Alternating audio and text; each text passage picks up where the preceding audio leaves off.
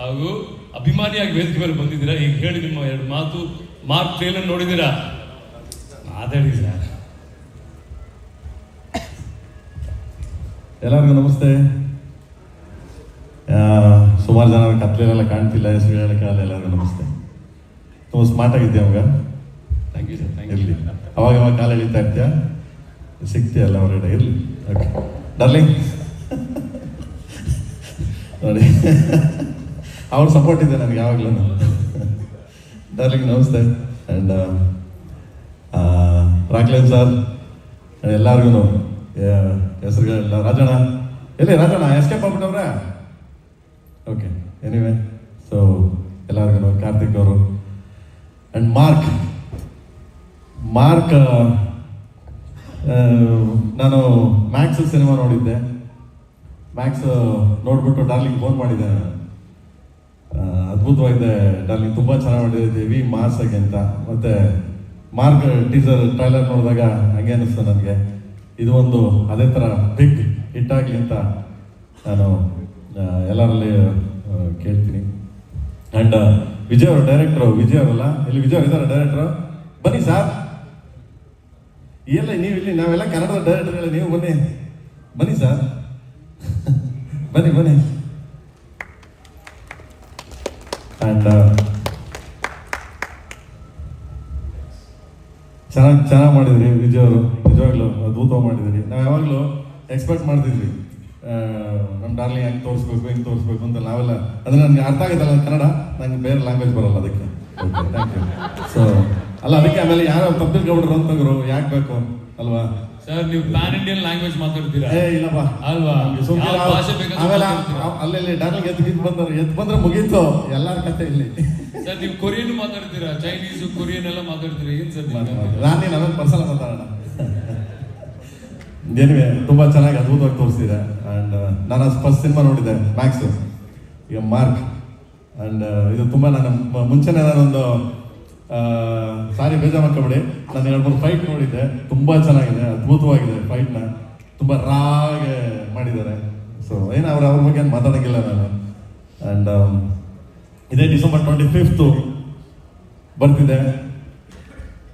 And ನಾನು ಅವ್ರ ಬಗ್ಗೆ ಜಾಸ್ತಿ ಹೋಗ್ಲಲ್ಲ, ಯಾಕೆಂದರೆ ಸಾಮಾನ್ಯವಾಗಿ ಸುದೀಪ್ ಸರ್ ಬಂದ್ಬಿಟ್ಟು ಯಾರ ಬಗ್ಗೆನೂ ದ್ವೇಷ ಆಗಲಿ, ಯಾರ ಬಗ್ಗೆನೂ ಅಸೂಯೆ ಆಗಲಿ, ಯಾರ ಬಗ್ಗೆ ಕಿಂಡಲ್ ಮಾಡೋದಾಗಲಿ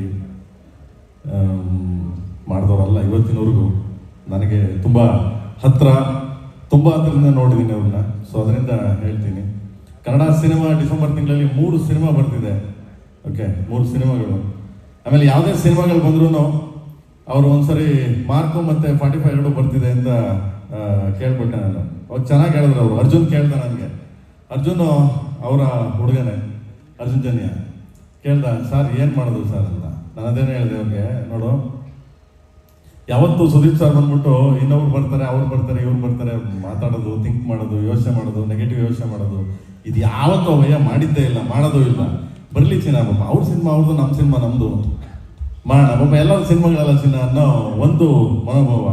ಹಾಗೆ 3 ಸಿನಿಮಾ ಬರ್ತಿದೆ, ಡೆವಿಲ್ಲು ಮತ್ತು ಮಾರ್ಕು ಮತ್ತು 45. ಕನ್ನಡದ ಹಬ್ಬ ಅಂತ ಹೇಳಕ್ಕೆ ಇಷ್ಟಪಡ್ತೀನಿ. ಡಿಸೆಂಬರ್ 2025 ಇಯರ್ ಎಂಡು ಕನ್ನಡದ ಬಹು ದೊಡ್ಡ ಹಬ್ಬ, ಕನ್ನಡದ ಹಬ್ಬ ಅಂತ ಹೇಳ್ತೀನಿ. ಯಾಕೆಂದರೆ ಹೈದರಾಬಾದ್ ಆಗಲಿ, ಚೆನ್ನೈ ಆಗಲಿ, ಬಾಂಬೆ ಆಗಲಿ, ಯಾವುದೇ ಸಿನಿಮಾಗಳು ಬಂದಾಗ ಎಲ್ಲರೂ ಒಗ್ಗಟ್ಟಾಗಿ ಬಂದು ಸಿನಿಮಾಗಳು ನೋಡ್ತಾರೆ ಅವರವರು. ಹಾಗೆ ಕನ್ನಡ ಸಿನಿಮಾ ದಯವಿಟ್ಟು ನೋಡಿ. ಹಂಗೆ ಇನ್ಸ್ಪೈರ್ ಡಾರ್ಲಿಂಗ್ ನಮಗೆ ಇನ್ಸ್ಪೈರ್ ಯಾಕೆ ಹೇಳಿ? ಯಾವಾಗಲೂ ಹೇಳ್ತೀವಿ, ರಾಘವೇಂದ್ರ ಸರ್ ಹೇಳ್ತಿದ್ರು, ಯಾವಾಗಲೂ ಹೇಳ್ತಿದ್ರು, ಸುದೀಪ್ ಅವರ ಎಷ್ಟು ಗಂಟೆ ಬರ್ತಾರೆ ಶೂಟಿಂಗ್ಗೆ ಅಂತ. ನಾನು ಅವಾಗಲೇ ರಾಘವೇಂದ್ರ ಸರ್ ಹೇಳ್ತಿದ್ರು, ಎಷ್ಟು ಗಂಟೆ ಬರ್ತಾರೆ ಶೂಟಿಂಗಿಗೆ? ಮ್ಯಾಕ್ಸಿಮಮ್ ನಿಮಗೆ ಬರ್ತಾರೆ ಗುರು. ಇಲ್ಲ ಲೇಟ್ ಅಂತ. ಯಾರು ಲೇಟು? Technicians late. ಅವ್ರು 6 ಗಂಟೆಗೆ ಬಂದು ಕೂತಿರ್ತಾರೆ. ಸೊ ಅಂಥ ಒಬ್ಬ ಸೂಪರ್ ಸ್ಟಾರ್ನ ಇಟ್ಕೊಂಡು ಈ ಥರದೊಂದು ಸಿನಿಮಾ 100 ದಿನದಲ್ಲಿ, ಅದು 6 ತಿಂಗಳಲ್ಲಿ ಮಾಡಿದ್ದಾರೆ ಅಂದರೆ ನಿಜವಾಗ್ಲೂ ಗ್ರೇಟ್. Super darling. ನಿಮ್ಮ ಥರ ಎನಿವೆ ಎಲ್ಲರಾಗಲಿ ಇನ್ಸ್ಪೈರ್ ಆಗಿ ಹೇಳಿ ಹೊಗಳ್ತಾ ಏನಿತ್ತಿಲ್ಲ. ನಿಮ್ಮ ಥರ ಯಾವುದೇ ಕಲಾವಿದರಾಗಲಿ, ಯಾವುದೇ ಸೂಪರ್ ಸ್ಟಾರ್ ಆಗಲಿ, ಈ ಥರ ಒಬ್ಬ ನಿರ್ದೇಶಕನಿಗೆ ಸಪೋರ್ಟ್ ಮಾಡಿ ಹಿಂಗೆ ಬೆನ್ ತಟ್ಟಿದ್ರೆ 6 ತಿಂಗಳಲ್ಲಿ ಒಂದು ಸಿನಿಮಾ ಮಾಡ್ಬೋದು ಡಾರ್ಲಿಂಗ್. 100% ಗ್ಯಾರಂಟಿ ಮಾಡ್ಬೋದು ನಿಜವಾಗ್ಲೂ. ಸೊ ಇನ್ಸ್ಪೈರ್ ಡಾರ್ಲಿಂಗ್ ನೀವು ಎಲ್ಲರಿಗೂ. ಆ್ಯಂಡ್ ಎಲ್ಲದಕ್ಕಿಂತ ಹೆಚ್ಚಾಗಿ ನನಗೆ ಇವಾಗ ಯಾಕಂತೇಳಿ ಕಮಿಂಗ್ ನೆಕ್ಸ್ಟ್ ಇದೇ ಪಾಸ್ಟಾಗ ಇದೇ ಇದಾಗ ಶುರು